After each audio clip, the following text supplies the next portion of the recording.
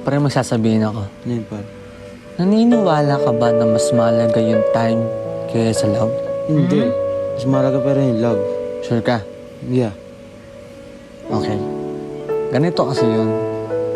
Kapag ba binigay ko yung love na wala akong time, maniniwala ka ba na love kita?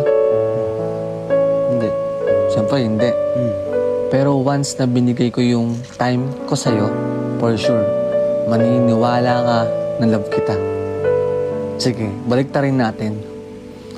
Meron kang time sa akin, pero wala ka naman love. Ganun lang yun.